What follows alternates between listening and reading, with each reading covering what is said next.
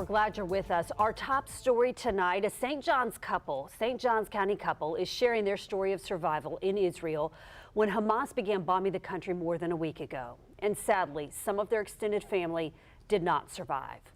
We will have the latest on the conflict in just a moment, including President Biden's planned trip to Israel later this week. But first, we sat down tonight with the couple as they describe hearing the attack as it first unfolded. I woke up with the sirens and the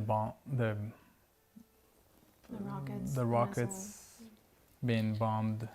Amir and Brianna, who ask us not to use their last names, were in central Israel with their baby and toddler visiting family when Hamas attacked without warning. I didn't really understand what was going on, so I relied on my husband to fill me in, and we went into this interior room, and it was just all about staying safe, keeping our girls safe. That night, as the reality of what was happening became clearer, they decided to drive to a relative's house who has a bomb shelter.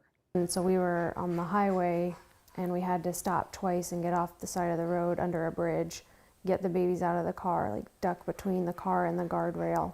And at that moment, I really thought maybe, this might be the end. They made it to the bomb shelter safely, where they waited for word about the rest of their family. The next day, they got devastating news. Well, this is the family. This is our cousin, Tamar, and their 3 children and husband who were murdered the day of the attacks.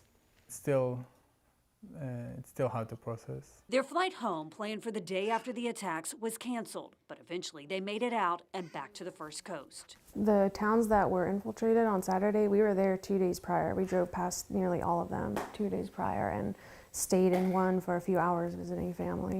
Grateful their children are home safe, they are heartbroken for those who are still there and suffering. I did feel like it's important to point out that Hamas are terrorists, and what they did to those people, what they did to the Israelis, are complete atrocities. And those families and victims deserve to have their stories told and to know what happened.